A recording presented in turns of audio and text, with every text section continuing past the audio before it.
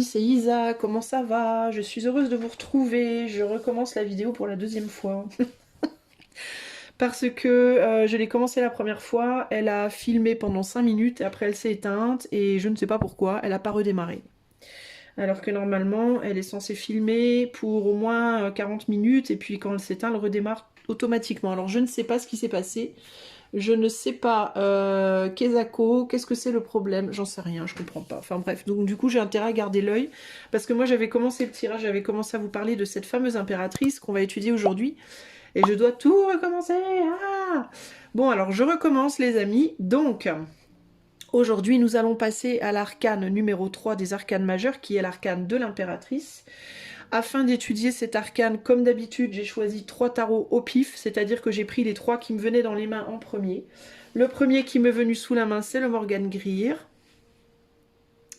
Le deuxième qui m'est venu sous la main, c'est le Golden Tarot. Et le troisième à m'être venu sous la main, c'est le Lux Ex Ombra. Voilà. Donc, je vous montre dans l'ordre du coup le Morgan Greer, impératrice du Morgan Greer, impératrice pardon, du Golden et impératrice du Lux Ex Ombra. Donc on va étudier un petit peu l'impératrice à travers ces 3 cartes.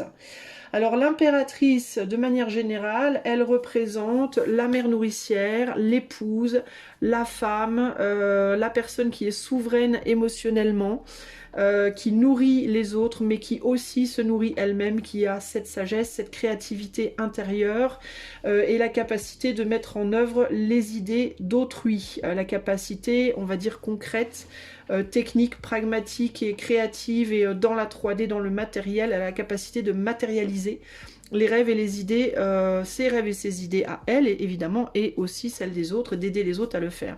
C'est quelqu'un qui est fondamentalement dans le soin à l'autre, mais qui aussi chemine vers le soin d'elle-même. Quand on est impératrice, théoriquement, on est arrivé à ce stade où on est capable de prendre soin de soi complètement et entièrement par soi-même, pour et par soi-même. Je vais donc regarder un petit peu plus en profondeur ce qu'on nous dit ici sur ces 3 arcanes. Ensuite, je tirerai avec le Brady Tarot, je ferai un petit tirage pour qu'elle nous parle d'elle-même. Si elle a des choses à rajouter, on regardera au niveau astro avec la Méodec et on prendra un message final du petit oracle du tarot. Ça nous permettra d'avoir une idée vraiment globale de l'énergie de l'impératrice. Alors, ce que j'avais commencé à vous dire, que je trouvais intéressant et qui m'était venu aux yeux directement, c'est encore une fois, et j'ai l'impression que ça se reproduit à chaque étude, et c'est assez intéressant, cette idée d'évolution. On passe d'une impératrice là à une perle. On passe d'une impératrice seule à une impératrice qui a un enfant et à une perle. Donc c'est assez intéressant cette idée, cette espèce de cheminement. Alors, ce que je voulais vous expliquer, ce que j'avais commencé à vous raconter, que je vais devoir tout recommencer, je pense que dans l'impératrice, il y a aussi probablement une idée de patience, d'avoir beaucoup de patience, parce que l'impératrice est un travail véritablement sur le long terme, de longue haleine, en profondeur et surtout sur le long terme. Ce que je viens de dire d'ailleurs. Bref, donc je vous disais que sur cette impératrice-là, on a une femme qui est bien en chair, qui a l'air bien en chair, qui a l'air bien dans sa peau, qui est plutôt jeune. Je lui donnerais entre 20-30 ans par là, entre 20 et 35 ans par là, qui porte un blaze dans sa main droite, dans son bras droit, et une fleur dans son bras gauche, et qui a le pied sur la lune. Alors, avec de l'eau comme ça dans le background, derrière elle, en arrière-plan, pardon, je vais y arriver. Alors, moi, ce que je voyais par rapport à ces 3 impératrices, c'était une évolution. Donc, on commence ici, on dirait, avec une impératrice qui est plus projetée sur l'extérieur que sur son intériorité. Pourquoi? Parce qu'elle a le pied sur la lune. Donc, il y a une conscience intuitive, il y a une conscience des mondes intérieurs, de sa propre intuition, de ses propres capacités. Mais pour moi, ce n'est pas encore utilisé à ce stade parce qu'elle a son pied dessus. Pour moi, le fait d'avoir le pied sur quelque chose, c'est symbolique véritablement de je marche dessus. C'est-à-dire que je sais que c'est là, mais je marche dessus, je l'écrase, je le néglige. C'est une idée de négligence pour moi, d'une certaine manière.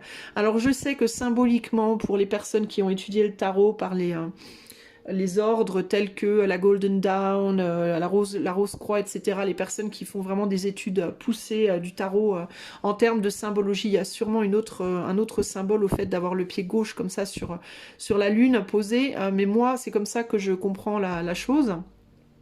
Et pour moi, du coup, cette impératrice, elle est plus dans le fait de nourrir son monde extérieur, de nourrir l'autre qu'elle-même.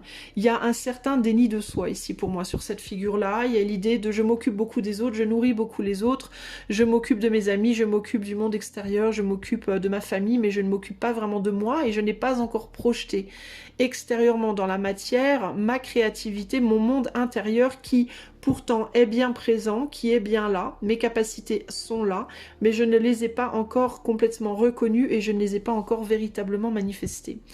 Je cherche plus une reconnaissance extérieure et je cherche plus une souveraineté extérieure. On est sur une fleur ici qui commence à s'ouvrir mais qui n'est pas complètement ouverte et qui donc est en développement. On a une impératrice qui est bien en chair, donc l'énergie est là mais elle est accumulée à l'intérieur, elle n'est pas dépensée, elle n'est pas utilisée elle n'est pas exprimée encore dans le monde extérieur. On est dans une forme de souveraineté, on recherche une souveraineté intérieure, mais pour moi, d'une manière encore immature, c'est-à-dire par rapport à l'extérieur. Alors ça peut représenter par exemple, en exemple concret, le fait de vouloir chercher le sens de sa propre vie, mais de chercher une étincelle extérieure pour allumer son monde intérieur. Par exemple, j'ai besoin de trouver l'amour, j'ai besoin de quelqu'un dans ma vie à aimer pour m'aimer. J'ai besoin d'une étincelle extérieure pour réaliser une création intérieure. Il y a l'idée que ça doit venir d'abord de l'extérieur pour être réalisé à l'intérieur, mais du coup on accumule beaucoup à l'intérieur, on accumule beaucoup d'énergie, mais on ne la renvoie pas beaucoup au final dans le monde extérieur. Comment vous expliquer ça? Ça serait le stade de la personne qui est souveraine émotionnellement, qui est capable de tenir sur ses deux pieds en termes de capacité à se nourrir elle-même, mais qui n'arrive pas encore à projeter par elle-même, à trouver l'étincelle à l'intérieur d'elle-même pour arriver à projeter ce qu'elle a créé à l'intérieur. Je ne sais pas si vous comprenez ce que je veux dire. C'est de cette façon-là que je vous parle d'immaturité ici. On est un peu sur une impératrice qui n'est pas mature. Voilà, on est sur le début de la souveraineté, mais on n'est pas encore complètement abouti. Il y a l'idée de porter le cœur sur sa main aussi. Hein. Le cœur ici, il est visible. Hein. On veut être une bonne personne. Hein. On a une croix, il y a l'idée de la religion. On veut être une bonne personne, on veut être spirituel, on veut être tourné vers l'autre. On veut nourrir l'autre. Il y a un peu une idée de sacrifice de soi pour trouver une reconnaissance. C'est en ces termes que je vous dis que l'intérieur n'est pas encore manifesté sur l'extérieur. Avec l'impératrice du Golden, on évolue. C'est-à-dire que on n'a plus l'eau qui est représentée au niveau matériel. Ici, l'eau, elle est extériorisée, donc on marche dessus. On marche dans l'eau, on marche sur la lune, mais on la vit pas complètement à l'intérieur de soi. On n'a pas encore compris à la vivre à l'intérieur de soi. Et du coup, comme on n'arrive pas à la vivre à l'intérieur de soi, on la matérialise, on la voit extérieurement. Ici, en fait, on comprend. On commence à intégrer l'eau intérieure, c'est-à-dire les émotions, l'intuition et les capacités intérieures. On commence à les intégrer et comme on commence à les intégrer, elles deviennent plus éthérées en termes de ce qu'il y a autour. Elles deviennent plus une source de nourriture de soi afin justement de pouvoir projeter sur l'extérieur, c'est-à-dire de nourrir la créativité intérieure pour pouvoir la projeter sur l'extérieur par un enfant. Donc on est sur une impératrice qui a maturé, et qui a procréé, c'est-à-dire qu'elle elle a compris qu'elle était capable d'être créatrice de par son intériorité sur quelque chose d'extérieur, mais elle n'a pas encore complètement intégré, elle est en phase de le faire, donc elle projette encore sur l'enfant. Donc elle a mis une partie d'elle dans cet enfant, mais une partie de cet enfant appartient encore à l'extérieur. Donc il y a une idée de transition entre la projection uniquement sur l'extérieur et ici un commencement de projection intérieure, de compréhension d'une plus grande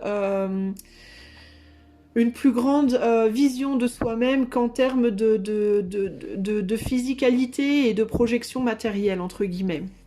Ce qui est intéressant, et c'est là que ça commence à couper, ce qui est intéressant, c'est que on dirait, j'ai l'impression qu'elle rajeunit par rapport à son visage et qu'elle vieillit par rapport à son corps. Donc il y a l'idée d'un corps ici qui est moins bien en chair, qui paraît moins fort, qui paraît moins frais, mais en même temps au niveau du visage il y a une espèce de rajeunissement. On dirait qu'elle est plus sérieuse ici et beaucoup plus douce ici. Donc il peut y avoir une idée du coup d'une impératrice un peu moins mature sur cette image-là, qui cherche une reconnaissance extérieure, mais qui se montre un peu plus sérieuse, qui est moins dans la joie, du coup, parce que plus dépendante justement de son extérieur, du monde autour d'elle. Et ici, une impératrice qui est beaucoup plus sereine et beaucoup plus joyeuse, qui se projette sur son enfant, mais qui aussi laisse l'enfant se projeter sur elle, du coup.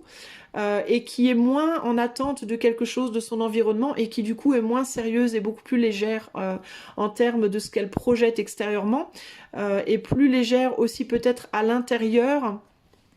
Et pourtant, elle est entourée d'une cape de gris. Donc, il y a l'idée d'être moins dans le cœur au niveau de sa projection extérieure. Donc, c'est bizarre, ces espèces de paradoxes et d'antagonisme.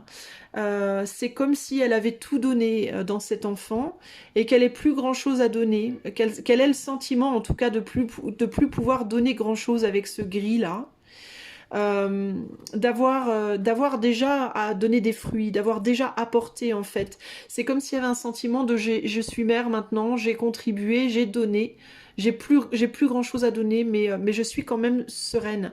Donc c'est une espèce de paradoxe. Alors que ici, on dirait qu'elle est un peu moins sereine, mais pour autant, elle a l'impression d'avoir encore beaucoup à donner avec tout ce vert et ce jaune et ce rouge. Il y a une vraie passion pour la vie, une vraie joie, une personne qui est vraiment dans le cœur, qui est très en phase avec ce qu'elle donne extérieurement d'elle-même au monde, qui vient vraiment du cœur. Mais là, il y a quelque chose de beaucoup plus gris, de moins extrême, de moins, comment dire, de plus mitigé en termes de capacité à donner sur l'extérieur. C'est comme s'il y a un sentiment de presque un deuil. On dirait qu'elle est presque en deuil de quelque chose. Il y a l'idée de maintenant j'ai projeté sur l'extérieur et maintenant je suis en deuil. J'ai plus rien à donner.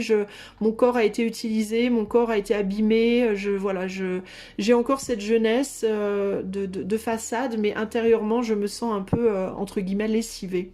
Je n'ai plus la vie que j'avais avant. Cela dit, on est encore dans une immaturité, puisqu'elle n'a donné, elle n'a projeté, elle projette encore l'intérieur sur l'extérieur. Et elle l'a fait encore avec le concours de quelqu'un d'autre. Donc il y a encore cette idée de je recherche ma souveraineté, mais j'ai encore besoin de quelque chose, de quelqu'un d'extérieur à moi-même pour le manifester. D'où l'idée un peu de deuil, c'est que c'est peut-être une impératrice ici qui a le sentiment d'avoir perdu, de s'être perdue plutôt que de s'être trouvée finalement. Et c'est là que c'est intéressant, parce que ici on passe du coup de cet état-là à une impératrice alors complètement désincarnée pour le coup, qui n'a plus de corps, qui n'a plus de représentation autre que cette perle. Et la perle c'est quoi? La perle c'est le produit de l'huître. C'est ce qu'il y a à l'intérieur de l'huître et qui se fabrique au cours du temps. Et le jour où l'huître est utilisée, c'est-à-dire qu'on la pêche, on l'ouvre et on trouve une perle. Donc on l'a pêchée, on l'a prise, on l'a ouverte. Alors c'est brutal, il y a un acte là-dedans de meurtre, hein, parce qu'on tue une huître pour pouvoir en extraire la perle. Enfin, je sais pas si on les tue à chaque fois ou si juste on les ouvre pour retirer la perle, mais il me semble qu'on les ouvre, une fois qu'elle est ouverte, l'huître. Je connais pas trop le processus de comment on extrait une perle, si on les remet à la mer ou pas après, mais il y a l'idée ici pour moi on t'a pris quelque chose, on a pris le produit. On a extrait cet enfant de sa chair, parce qu'avant d'être un enfant, il était la partie de ce corps. Donc c'est comme si on avait pris un morceau de la chair de la mère pour l'extraire, comme une huître, en fait. Hein. Et du coup, eh bien, la mère n'est plus. Hein, la mère n'est plus. Mais il y a aussi la réalisation qu'on pourrait penser qu'on arrive au stade où la mère meurt et où l'enfant, la perle, ben, va faire sa propre vie, hein, va vivre par lui-même ou par elle-même. Mais en ce qui concerne l'impératrice, il y a cette idée de désincarnation totale et c'est le moment où on lâche complètement le corps pour aller uniquement sur la lune. C'est le moment où on incarne complètement, où on incarne, pas où on incarne, où on incarne complètement le côté lunaire et le côté éthéré.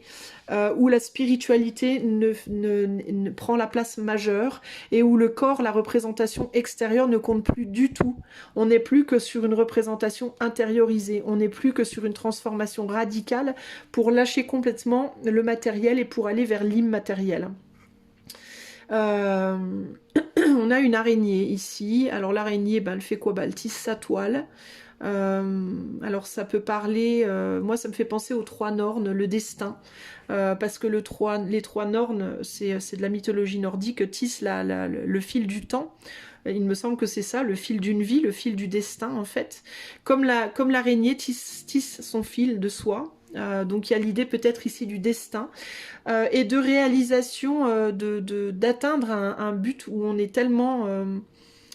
on comprend tellement sa valeur au-delà du corps, au-delà de la représentation physique, que l'on n'a plus besoin d'être dans une représentation physique. On atteint une pureté. Il y a l'idée ici d'une purification presque. Ça me fait penser à quand on cherche de l'or, on met le sable dans le tamis. Au départ, c'est juste le sable avec toutes ses impuretés, entre guillemets. Ça ne veut pas dire que cette impératrice est impure, hein, c'est pas ça que je vous dis.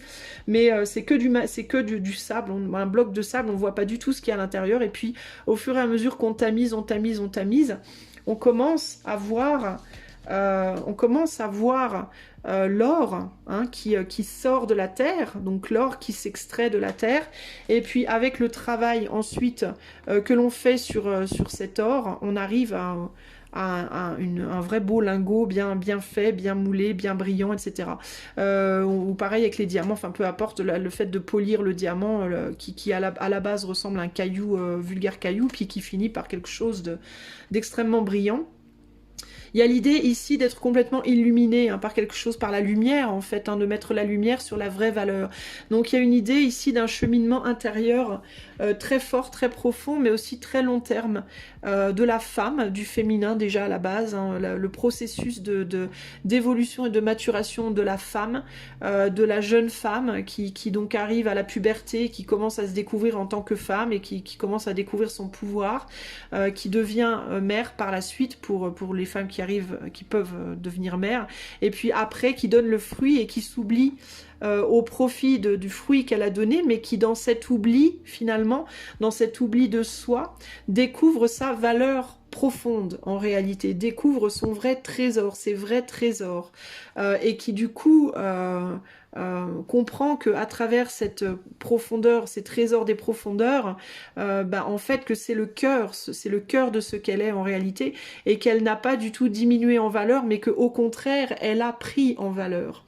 Ce qu'on pourrait penser être une diminution de valeur d'un point de vue extérieur et physique devient en fait au niveau spirituel une prise en valeur énorme en réalité, hein. De par les fruits qu'elle a donnés, mais aussi de par sa capacité justement de donner ses fruits.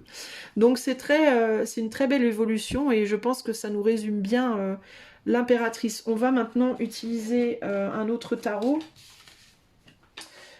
qui est le Brady. On va demander à l'impératrice de se décrire elle-même ou quel est son message, quel est le message de l'impératrice. Attendez, je le prends à l'endroit, c'est plus facile.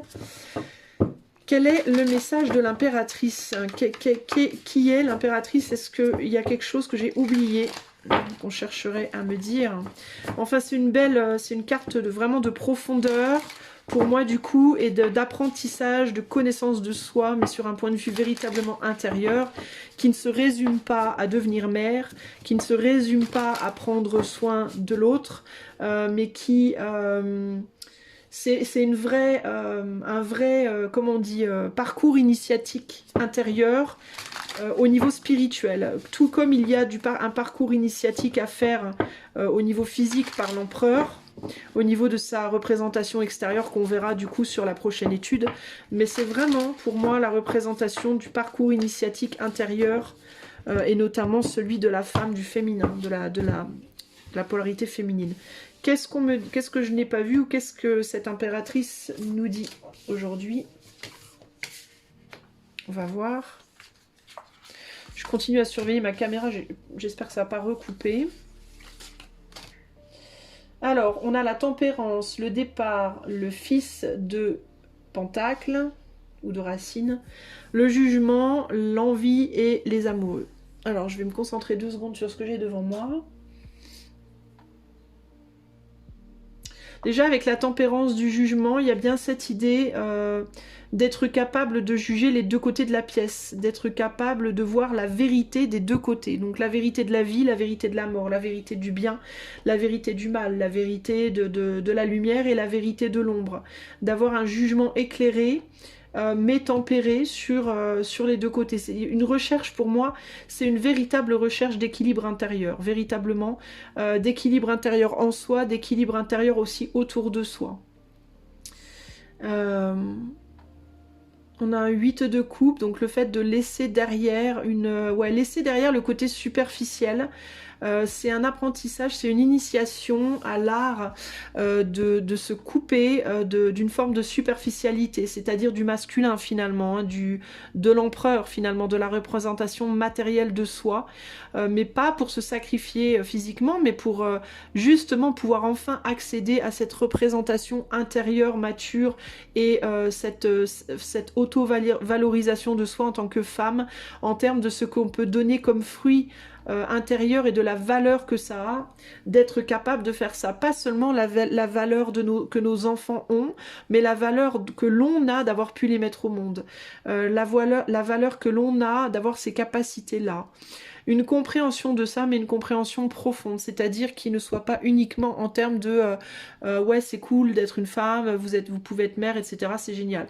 Il y a une recherche à faire en termes de qu'est-ce que ça veut dire de pouvoir en soi nourrir cette perle, construire avec le temps une perle et l'extraire de soi.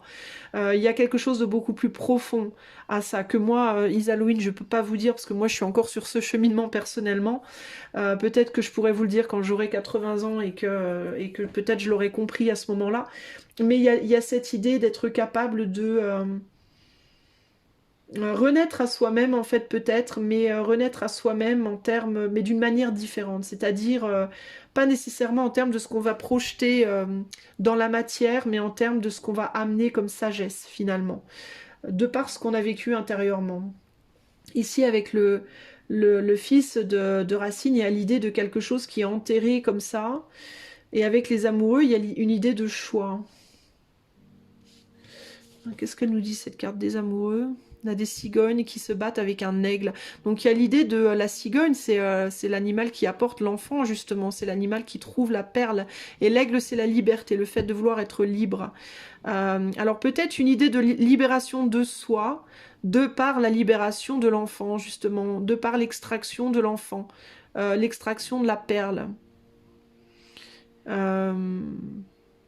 L'idée peut-être que l'on peut renaître après, l'idée peut-être que... Enfin, il y a un message spirituel à comprendre là-dedans. J'essaie de voir ce que ça peut être. Le fils de Racine, c'est l'idée de planter une nouvelle graine, hein, véritablement ici. D'être capable de laisser derrière soi le côté superficiel et la volonté peut-être de retrouver sa jeunesse, la volonté peut-être de retrouver ce qu'on a perdu. Parce que chercher à retrouver ce qu'on a perdu finalement reviendrait à chercher à reproduire une expérience qu'on connaît déjà, et plutôt que chercher ce qu'on a perdu,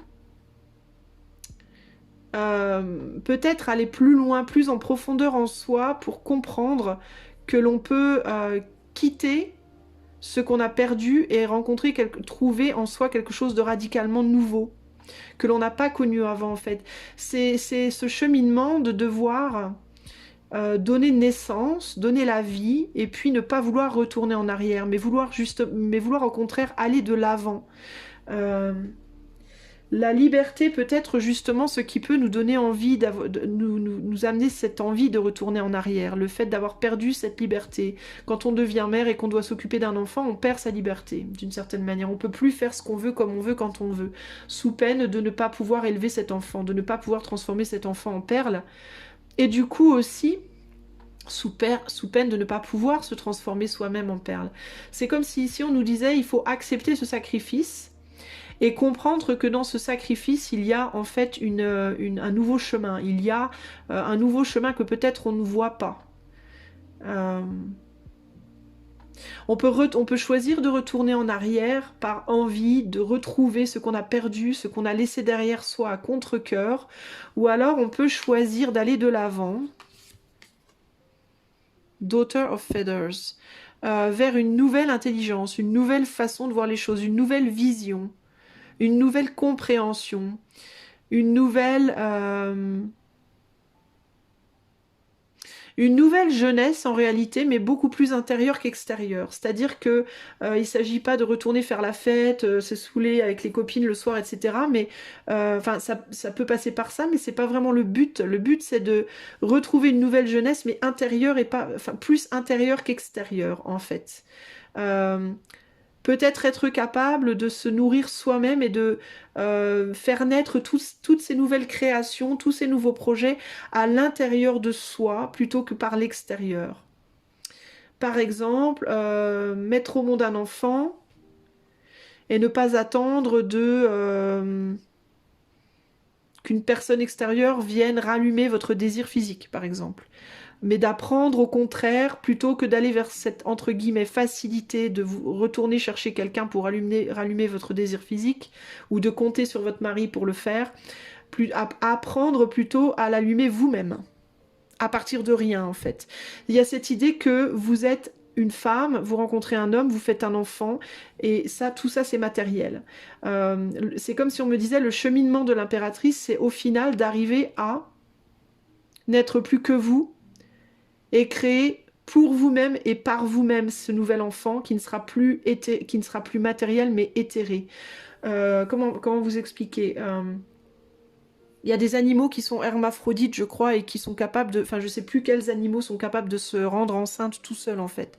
Je sais que ça existe, mais je sais plus lesquels. Et ben, c'est comme s'il fallait devenir cet animal. Vous voyez cette idée de je rencontre un homme, je suis une jeune impératrice, je rencontre un homme, un jeune empereur, nous faisons un enfant, je donne ma perle, j'offre ma perle, et en fait la vraie perle, et c'est comme si on vous disait avec cette dernière carte du Luxe avec son bras, la vraie perle ensuite, après ce stade-là, c'est de renaître à vous-même, mais pour vous-même et par vous-même en tant qu'hermaphrodite, entre guillemets, et d'être capable de vous mettre enceinte vous-même d'une nouvelle idée, d'une nouvelle vision, de quelque chose d'éthéré, et de donner naissance à ça pour et par vous-même, sans l'aide extérieure d'une personne, d'une situation. Vous voyez ce que je veux dire?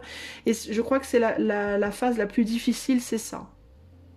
C'est de ne pas se laisser aller à la facilité de vouloir reproduire ce cheminement de l'impératrice en retournant à l'état d'impératrice immature. En fait, c'est comme si on vous disait, vous êtes une jeune femme, vous devenez mère, et après, vous avez envie de redevenir une jeune femme. Et bien, il y a l'idée de, en fait, il faut continuer la leçon de l'impératrice, l'initiation, le cheminement initiatique de l'impératrice, c'est d'être capable, plutôt que de vouloir revenir au stade de la jeune fille, il y a l'idée de continue, mais plutôt que de chercher peut-être à reprocréer physiquement, enfin après on fait autant d'enfants qu'on veut, selon la vitesse à laquelle on évolue sur le cycle, on va avoir aussi peut-être plus ou moins d'enfants. Mais il y a l'idée de, après ça, continue d'évoluer, mais pour et par toi-même, en fait. Pour et par toi-même, créer des choses, mais peut-être plus nécessairement matérielles, mais spirituelles. C'est vraiment ça que je ressens. C'est très bizarre, hein. Mais il y a vraiment cette idée d'éther, là. Et là, on a le fou. Donc, il y a l'idée de reprendre un nouveau chemin, de reprendre un nouveau départ. On repart du zéro. Mais encore avec le zéro, il y a cette idée d'éther, il y a cette idée d'énergie neutre de laquelle on ne sait pas, on peut en faire le bien, le mal, enfin voilà, on est comme ça dans le... Je sais pas comment vous expliquer, dans l'éther, quoi. On n'est plus dans le matériel, on est vraiment plus dans le spirituel. Et ce qui est intéressant, c'est que là, on arrive à l'enfant que l'on a créé et qui vient nous nourrir, nous. Alors là, on était dans la mère nourricière de l'enfant, et là, c'est l'enfant qui nourrit la mère. Donc il y a vraiment cette idée de lâcher prise, en fait. Hein. On peut plus matériellement voler. On perd ses plumes, on vieillit, on change, le corps change, on ne peut plus matériellement procréer ou créer, et du coup il y a un besoin de se créer soi-même, renaître à soi-même en tant qu'enfant intérieur pour laisser l'autre nous nourrir. Donc c'est vraiment une renaissance en termes d'inversion des rôles, c'est vachement particulier. Hein. C'est très profond en réalité, et je pense que malheureusement j'ai pas les outils moi encore pour exprimer tout ça de manière vraiment comme ça devrait l'être dans toute sa dimension, mais c'est comme si on passait de l'impératrice à l'empereur finalement, l'empereur étant l'enfant auquel on donne naissance. Et que l'empereur, lui, alors on verra avec l'empereur comment ça se passe, mais lui c'est plus le matériel qui se transforme en spirituel, et nous c'est le spirituel qui nous transformons progressivement en matériel, ou l'inverse, je sais pas trop, enfin ou l'inverse, mais c'est comme s'il y avait une espèce d'inversion des rôles, et du coup finalement il y a cette idée qu'on est pareil, on a le même but, on est pareil, mais on n'est pas au même moment, quoi. Ça se joue pas sur le même temps. C'est très bizarre en fait. Et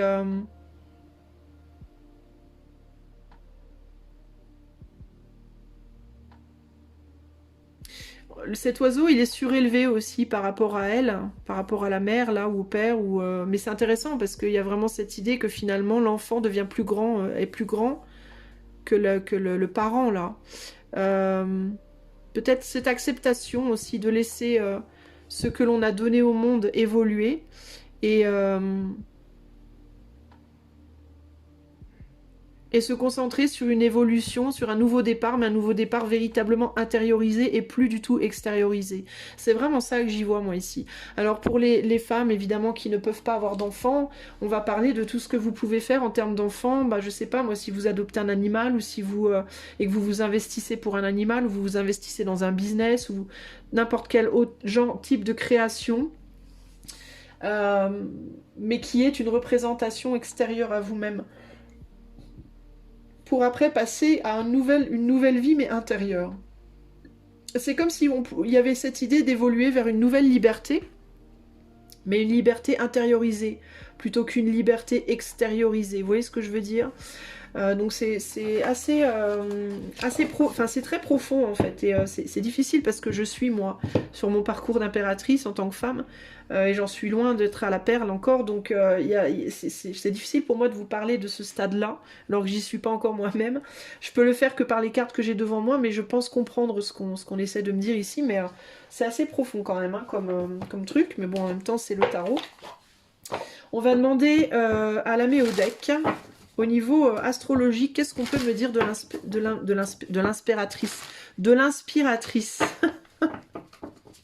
C'est rigolo ça, on pourrait voir l'impératrice comme l'inspiratrice et l'empereur comme l'inspiré. C'est rigolo, ou l'inverse.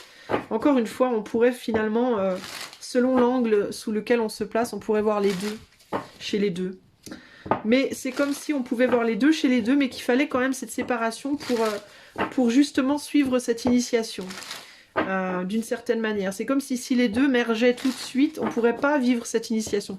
Ce serait une privation d'initiation, et d'où la nécessité d'avoir un masculin et un féminin séparés, parce que c'est ça qui permet d'avoir ce chemin initiatique.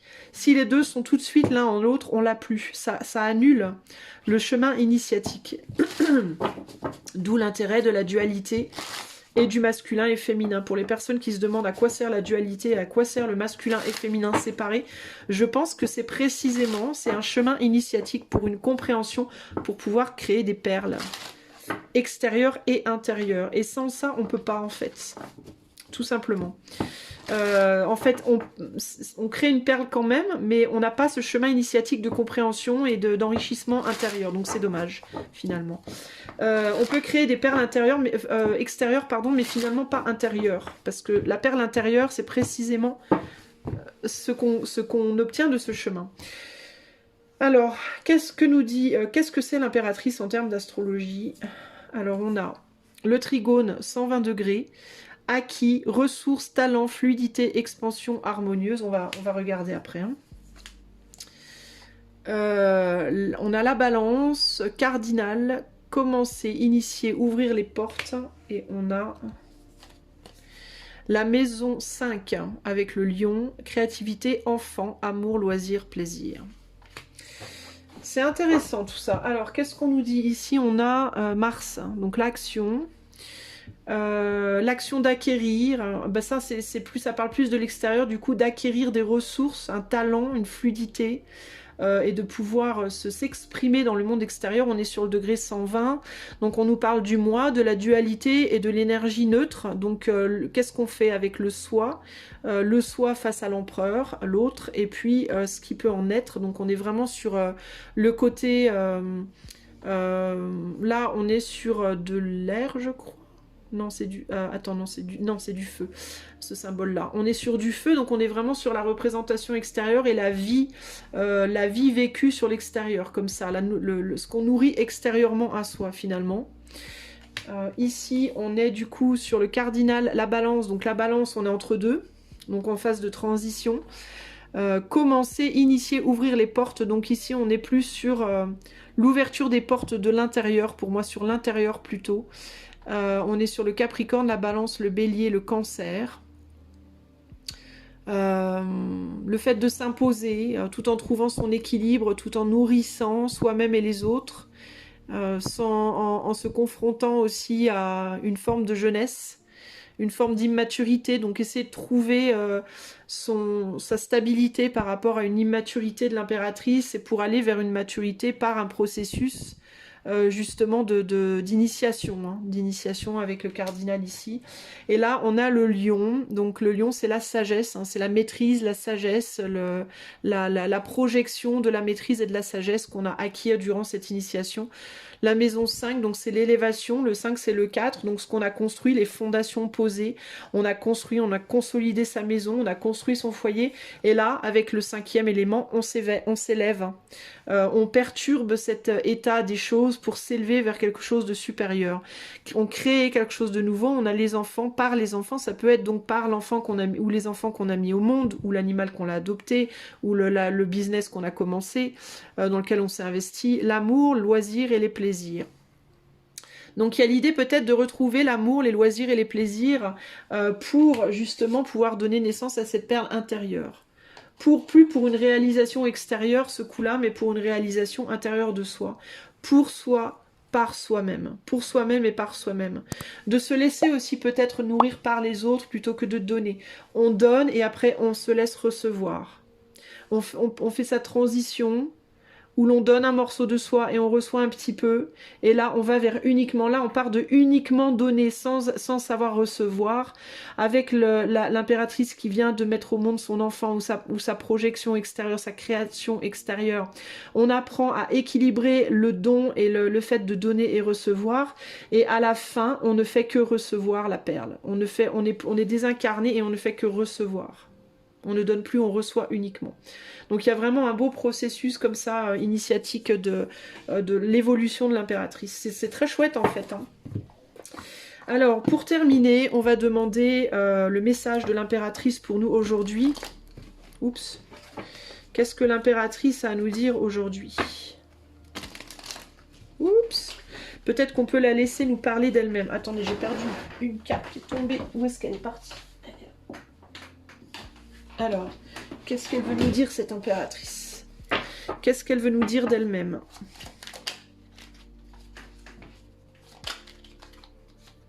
On a un roi d'épée, c'est intéressant pour une impératrice. Elle nous dit « Je te parle et je t'entends. Entre nous, peu à peu, la communication trouve le ton juste. Les mots simples qui touchent. L'amour en moi prend forme de clarté, de mesure. Je suis ce qui te rend à ton génie, à ta lucidité étincelante. Marche avec moi sur le fil de l'épée et traverse l'abîme. » Bah, c'est vachement beau parce que ça résume très bien ce processus d'évolution dont je vous parlais. Donc ce qu'elle nous dit, c'est qu'elle est aussi un roi d'épée. C'est la maîtrise du monde intérieur. L'épée, c'est l'air, mais c'est aussi l'intuition. le destin et la vérité. Donc on peut dire ici que c'est une maîtrise de soi, de son destin et de sa vérité à soi. Je pense que c'est le message qu'elle cherche à nous donner ici.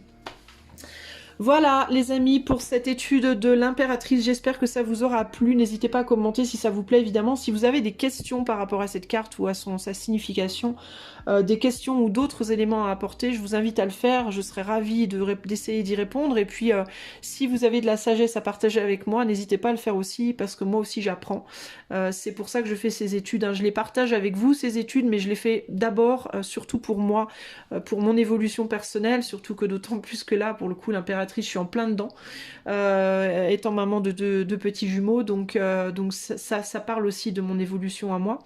Voilà, et puis n'hésitez pas si vous voulez à vous exprimer. Je vous fais des gros bisous et je vous dis à bientôt. Bye bye. Ciao, ciao.